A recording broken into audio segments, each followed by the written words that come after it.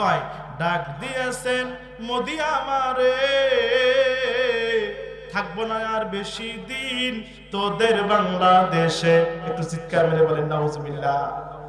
আরে ডাক দিয়েছেন মোদি আমারে, রইব না আর বেশি দিন তোদের বাংলাদেশে। ওই আমি চলতি পথে ভারতে গেলাম, যাওয়ার পরে মোদির গালায় মালা পরাইলাম, হাইরে মালা পরাইলাম। চিৎকার মেরে বলেন নাউজুবিল্লাহ। আমি চলতি পথে ভারতে গেলাম, যাওয়ার পরে মোদির গলায় মালা পরাইলাম, হাইরে মালা পরাইলাম।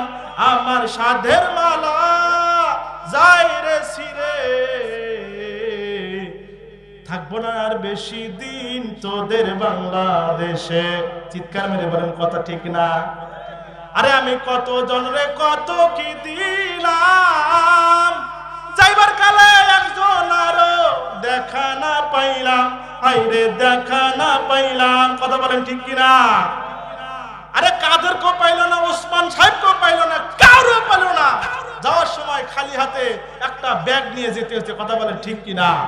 মনের দুঃখে গান কয়, ওই আমি কত জনরে কত কি দিলাম, যাইবার কালে একজন আরো দেখা না পাইলাম, হাইরে দেখা না পাইলাম। আমার সঙ্গের সাথী, আমার সঙ্গের সাথী কেউ হলো না রে, রইব না আর বেশি দিন তোদের বাংলাদেশে। চিৎকার মেরে বলেন কথা ঠিক কিনা? খারাপ লাগতেছে মনে হয় আপনাদের? বেশি খারাপ লাগতেছে আমার ভাইরা? এবার আলী বিলকিস সিটির দিকে তাকায় দেখে সর্বনাশ, এত সিকিউরিটি গার্ড, এত র্যাব, এত পুলিশ, এগুলো ওভারটেক করে সিটি আমার কাছে পৌঁছে দিয়েছে। তার মানে যে সিটি দিয়েছে তার ক্ষমতা আছে না নাই? আর কথা বলেন আছে না নাই? সর্বনাশ, এত সিকিউরিটি ফাঁক দিয়ে চিঠি আমার কাছে পৌঁছে দিয়েছে, তার ক্ষমতা তো তার কম নয়।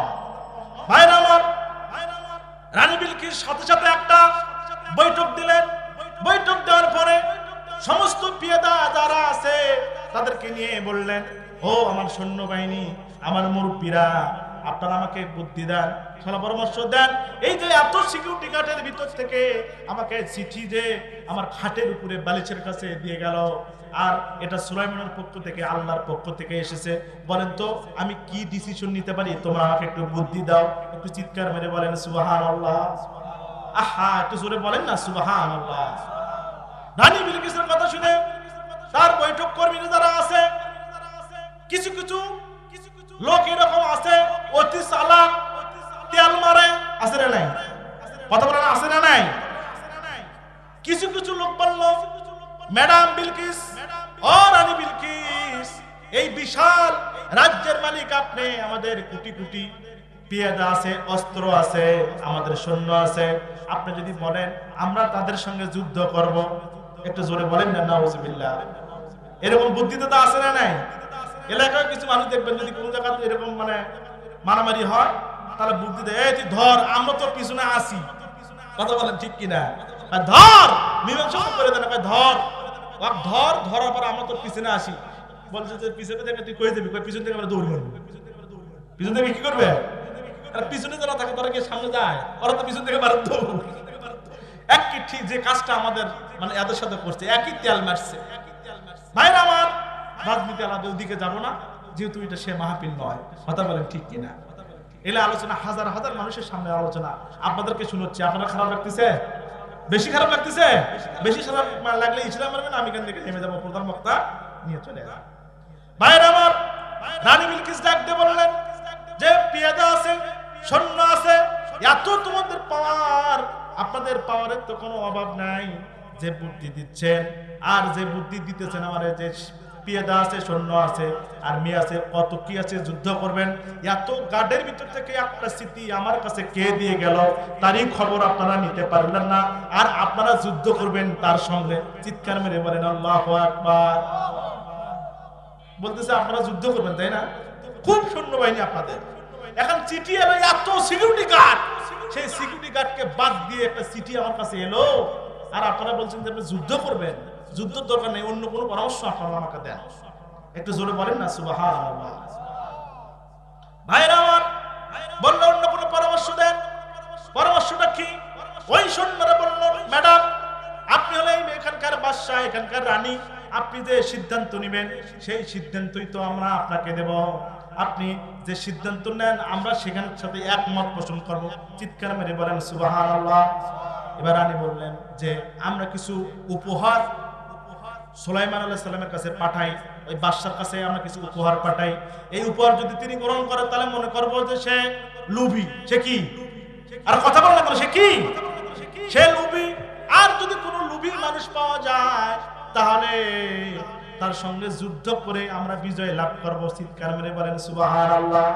তবে যদি সে লোভী না হয়, সে যদি লোভী না হয়, সত্য সত্যি যদি আল্লাহর পক্ষ থেকে কোনো নবী হয়ে থাকে বা শক্তিশালী কোনো লোক হয়ে থাকে, তাহলে তার সঙ্গে যুদ্ধ করার কোনো প্রয়োজন নাই, আমরা সবাই মিলে তার অনুসরণ করে নেব। একটু চিৎকার মেরে বলেন সুবহানাল্লাহ। ভাইরা আমার রওনা দিলেন। হযরত সুলাইমান আলাইহিস সালামের কাছ থেকে ওই হুদুদ পাখি খবর নিয়ে এলেন। খবর নিয়ে এসে হযরত সুলাইমান আলাইহিস সালামকে তিনি ডাক দিয়ে বলছেন, ও সুলাইমান পয়গম্বর, রানী বিলকিস কিছু লোককে নিয়ে কিছু উপহার আমাদের সামনে পাঠিয়ে দিচ্ছে। একটু চিৎকার মেরে বলেন সুবহানাল্লাহ। সুলাইমান সালাম খবর দিচ্ছে যে বাদশা, রানী বিলকিস তো কিছু উপহার আমাদের কাছে পাঠিয়ে দিচ্ছে। এই উপহার যদি আপনি গ্রহণ করেন তাহলে পরবর্তীতে আপনার সঙ্গে যুদ্ধ ঘোষণা করবে। একটু জোরে বলেন না নাউজুবিল্লাহ। আর যদি আপনি এই উপহার যদি গ্রহণ না করেন তাহলে সে বুঝতে পারবে যে আপনি আল্লাহর পক্ষ থেকে কোন নবী। সে বলল, কি উপহার দিচ্ছে? কি উপহার তিনি মানে ওই লোকদের কাছে দিয়েছেন, তুমি কি সেটা দেখেছো? হুদুদ পাখি ডাকতে বললেন, বাদশা আমরা শোনেন, ও পয়গম্বর বাদশা শোনেন শোনেন, আমি দেখেছি 500 স্বর্ণের ইট। 500? আর জোরে বলেন কয়শো? 500 স্বর্ণের ইট তিনি 500 লোকের হাতে দিয়েছেন। আর 100 করে মেয়ে, ছেলেকে মেয়ের পোশাক পরাই দিয়েছেন, মেয়েকে ছেলের পোশাক পরাই দিয়েছেন। এইভাবে তিনি মোট এই 500 আর এই 200 এই 700 লোক আপনার কাছে হাদিয়া পাঠাইতেছেন। চিৎকার মেরে বলেন সুবহানাল্লাহ। মেয়ের পোশাক ছেলেকে পরাই দিচ্ছে। কাকে? আর ছেলের পোশাক মানে কচি কচি যুবকদের যদি আপনি মেয়ের পোশাক পরান, আর যদি কচি কচি যুবকদের ছেলের মানে কচি কচি মেয়েদেরকে যদি ছেলের পোশাক পরান আর যুবকদের মেয়ের পোশাক পরান, তাহলে কি বোঝার কায়দা আছে যে এটা ছেলে না মেয়ে? কথা বলেন আছে? কোন কায়দা নেই তো। মানে ওই রকম করে সুলাইমান আলাইহিস সালামকে পরীক্ষা করার জন্য রানী বিলকিস এইভাবে 700 লোক পাঠাচ্ছে। কয়শো লোক? আর জোরে বলেন 700 লোক পাঠাচ্ছে। হযরত সুলাইমান পয়গম্বর এই কথা শোনার পরে হুদুদ পাখিকে বলল, তাই নাকি? বলল হ্যাঁ। জিনকে ডাক দিয়ে বললেন, ও জিনেরা, সুলাইমান পয়গম্বরের রাজ্যে রানী বিলকিস সে উট নিয়ে মানে স্বর্ণের ইট নিয়ে এসেছে। তোমরা এখান থেকে 30 কিলোমিটার ব্যাপী একটা স্বর্ণ দিয়ে রাস্তা বানায় দাও। চিৎকার মেরে বলেন সুবহানাল্লাহ। কি দিয়ে? কথা বলো না, কি দিয়ে? স্বর্ণ দিয়ে রাস্তা বানাও, আর 2-4টে স্বর্ণের ইট ওইরকম ফেলে রাখবে রাস্তার সাথে। সুবহানাল্লাহ বলবেন না? ওরা যখন আসে আর কয় কি রে রাস্তা, মানে আমরা ইট নিয়ে যাচ্ছি স্বর্ণের ইট উপর দিতে, এই স্বর্ণের রাস্তা কত ইট পড়েছে রাস্তা, এগুলোই নেওয়ার লোক নেই, এগুলো ইট দিয়ে করবো কি? একটু চিৎকার মেরে বলেন না সুবহানাল্লাহ। ভাইরা আমার, সুলাইমান পয়গম্বর জিনদেরকে বললেন রাস্তা বানাও, 30 কিলোমিটার ব্যাপী রাস্তা বানাও। ওরা যেন রাস্তার মুখে এসে দেখে, আহারে এ তো দেখি স্বর্ণের রাস্তা, একদিক দিয়ে স্বর্ণের রাস্তা, আরেক দিকে হীরের রাস্তা। আহারে কোন রাস্তা দিয়ে আমরা যাব? আর ইটগুলো আমরা অযথা হাতে করে নিয়ে এলাম। রাস্তার পাশে যতগুলো ইট আছে, স্বর্ণের ইট আছে, এগুলো নিয়ে গেলেই তো আমাদের রাজ্যে কোটি কোটি টাকার মালিক হয়ে যাবে। চিৎকার মেরে বলেন সুবহানাল্লাহ।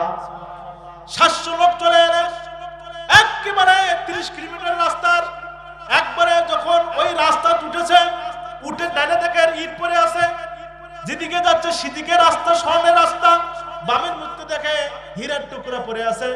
ওরা বলল এই প্যাকেটগুলো আমরা সুলাইমান পয়গম্বরের কাছে নিয়ে যাব। এই ইটগুলো, স্বর্ণের ইটগুলো তোমরা তাকায় দেখো, দু রাস্তার ভিতরে রাস্তা করার শেষে যত ইট স্বর্ণের পড়ে আছে আর হীরার পড়ে আছে, এগুলো ইট ওয়াজাতা ওর কাছে নিয়ে গেলে অপমান হওয়ার দরকার নাই, সবগুলো ইট ইট ফেলে দাও। চিৎকার মেরে বলেন সুবহানাল্লাহ। বলেন নিয়ে যান না, একটু অপমানিত হয়েছি, শেষ।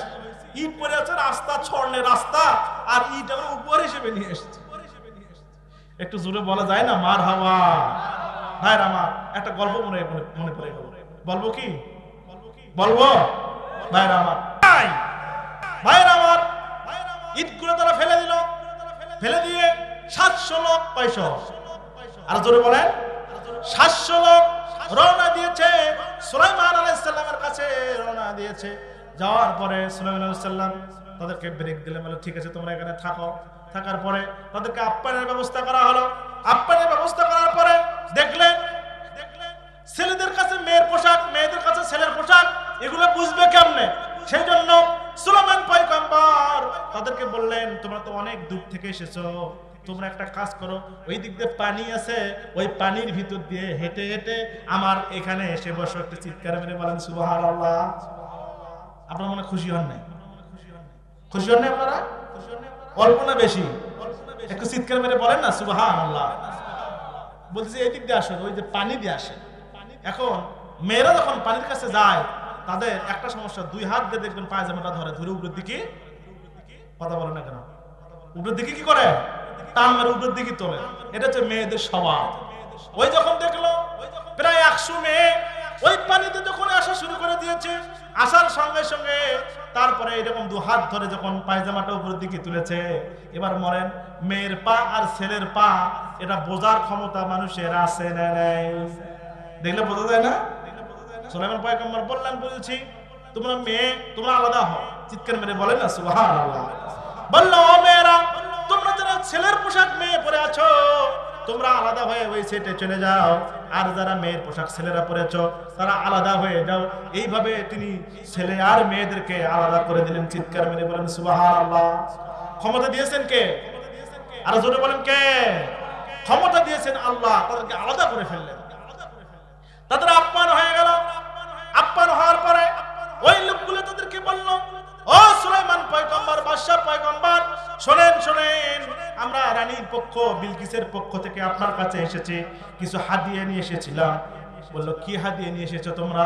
বলল আমরা হাদিয়া নিয়ে এসেছি, স্বর্ণের ইট নিয়ে এসেছিলাম 500, কিন্তু এখান থেকে 30 কিলোমিটার আগে যখন দেখলাম আপনার রাস্তায় স্বর্ণ দিয়ে বানানো, সামনের দিকে হচ্ছে হীরা মুক্ত জহর পড়ে আছে, রাস্তা স্বর্ণের তৈরি, ওই জন্য আমরা লজ্জায় ওই ইটগুলো, ওই স্বর্ণের ইটগুলো রাস্তার ওই পাশে রেখে দিয়েছি। চিৎকার করে বলেন সুবহানাল্লাহ। বলল তোমরা আমাকে কিনতে এসেছো, তোমরা আমাকে কিনতে এসেছো, তুমি আমাকে চেনো? এই পুরো পৃথিবীর বাদশা আল্লাহ তাআলা আমাকে বানাই দিয়েছে। চিৎকার করে বলেন সুবহানাল্লাহ। বলে পৃথিবীর বাদশা আমাকে আল্লাহ তাআলা বানাইছে, আর তুমি ভাব ধরেছো যে তোমার ওই ইটের লোভে আমি রানী বিলকিসকে ভুলে যাব, সে আমার অনুগত্য করবে না। তুমি রানী বিলকিসকে যাই বলো সে যেন অতি সত্বর আমার দরবারে তোমাদেরকে সব সহজনে এসে হাজির হয়। যদি হাজির না হয় তাহলে কিন্তু আমি তোমাদেরকে সহ তোমাদের রাজ্য আমি ধ্বংস করে ফেলবো। চিৎকার মেরে বলেন আল্লাহু আকবার। ক্ষমতার মালিক কে? আর জোরে বলেন কে? আমার ভাইরা আমার রশি ধরে আছে। ওদিকে সুলাইমান পয়গম্বর তাদেরকে বললেন, রানী বিলকিসকে বলবা সে যেন তোমার পিয়াদা টিয়াদা যা আছে সমস্ত কিছু নিয়ে যেন আমার দরবারে চলে আসে। যদি আমার হুকুম যদি না মানে, আমার গোলামি যদি আল্লাহর গোলামি যদি না স্বীকার করে, সে যদি ঈমান না আনে, তার কাছে যদি সে মানে তার মতো যদি সে থাকতে চায়, তাহলে ঘোষণা হলো আমি যুদ্ধের জন্য তৈরি হতে বলো, আমি তোমাদের রাজ্য সহ তোমাদেরকে ধ্বংস করে ফেলবো। চিৎকার মেরে বলেন আল্লাহু আকবার। লোকগুলো রওনা দিয়েছে রানী বিলকিসকে আনার জন্য।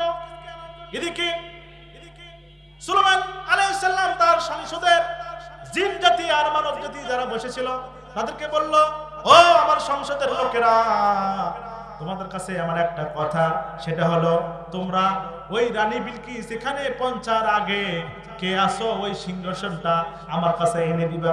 চিৎকার মেরে বলেন সুবহানাল্লাহ। সংসদ বসে গেল। সংসদের ভিতরে সুলাইমান আলাইহিস সালাম ডাকতে বললেন, ও আমার সঙ্গী সাথীরা, তোমার ভিতর কে আছো যে সুলাইমান ওই রানী বিলকিস এখানে আসার আগেই তার সিংহাসনটা আমার কাছে এনে দিবা। চিৎকার মেরে বলেন আল্লাহু আকবার। আর জোরে বলেন আল্লাহু আকবার। এই কথা বলার পরে জিন একটা জিন বলল যে হুজুর আমি আপনি চেয়ার থেকে উঠবেন আর বসবেন, এর ভিতরে আমি তার সিংহাসনটা এনে দেব। কেউ বলল যে হাফ বেলা সময় দেওয়া লাগবে, কেউ বলল একদিন সময় দেওয়া লাগবে, আর একজন বলল যে না না অত সময়ের দরকার নাই, আপনি চোখটা মেলেছেন, চোখের পলকটা বন্ধ করেছেন, চোখটা খুলেছেন, এর ভিতরেই আমি চেয়ারটা এখানে এনে দেব। চিৎকার মেরে বলেন সুবহানাল্লাহ। কিতাবের ভিতরে লেখা আছে যে এই আল্লাহ তাআলার খাঁটি বান্দা একমাত্র তৎকালীন সময়ে সুলাইমান আলাইহিস সালাম ছাড়া কেউ ছিল না। আল্লাহ তাআলা সুলাইমানের ওই দোয়া কবুল করেন, সব সময় দোয়া কবুল করেন। সেই জন্য তৎকালীন সময়ে যে চেয়ারটা এনেছিলেন এটা কোনো জিন এনে দেয় নাই, এটা স্বয়ং সুলাইমান আলাইহিস সালামই এনেছেন। বলেন সুবহানাল্লাহ। কোনো জিনের ক্ষমতা নাই, কোনো মানুষের ক্ষমতা নাই, এটা একমাত্র সুলাইমান আলাইহিস সালামই তৎকালীন সময়ে মুস্তাবাদুদ দাওয়াত। আল্লাহ বলছেন যে তৎকালীন সময়ে আল্লাহর একমাত্র প্রিয় বান্দাই ছিল হযরত সুলাইমান আলাইহিস সালাম। একটু চিৎকার মেরে বলেন সুবহানাল্লাহ। ভাইরা আমার, হযরত সুলাইমান আলাইহিস সালাম দোয়া করলেন, দোয়া করার সাথে সাথে চোখটা বন্ধ করলেন, চোখটা বন্ধ করে খুলেছেন মাত্র সাথে সাথে ডান সাইডে দেখেন ওই বিবি বিলকিস, রানী বিলকিসের চেয়ারটা পাশে হাজির হয়েছে। চিৎকার মেরে বলেন সুবহানাল্লাহ। রানী বিলকিসের চেয়ার পাশে হাজির। সুলাইমান পয়গম্বর দেখে তো অবাক, মিনিটের মধ্যে চোখ বন্ধ করেছেন আর খুলেছেন, তার মধ্যে রানী বিলকিসের চেয়ার এসে হাজির হয়েছে। এবার রানী বিলকিস এসেছে কোথায়? রানী বিলকিস তার পেয়াদা সৈন্যবাহিনী যা ছিল সব নিয়ে চলে এসেছেন সুলাইমান আলাইহিস সালামের দরবারে। আসার পরে সুলাইমান আলাইহিস সালাম জিনকে বললেন, ও জিনেরা, এই চেয়ারের কালারটা একটু পরিবর্তন করে দাও। একটু চিৎকার মেরে বলেন সুবহানাল্লাহ। আর জোরে বলেন সুবহানাল্লাহ। রানী বিলকিস যখন এলেন, আসার পরে রানী বিলকিসকে যখন সুলাইমান আলাইহিস সালামের কাছে এলেন, আসার পরে সুলাইমান আলাইহিস সালাম তাকে বললেন, রানী বিলকিস, তুমি আমার পাশের চেয়ারটা কি তোমার পরিচিত মনে হয়? জোরে বলা যায় না সুবহানাল্লাহ। বলছে, রানী বিলকিস, দেখুন তো আমার পাশে যে চেয়ারটা, এই চেয়ারটা কি তোমার পরিচিত মনে হয়?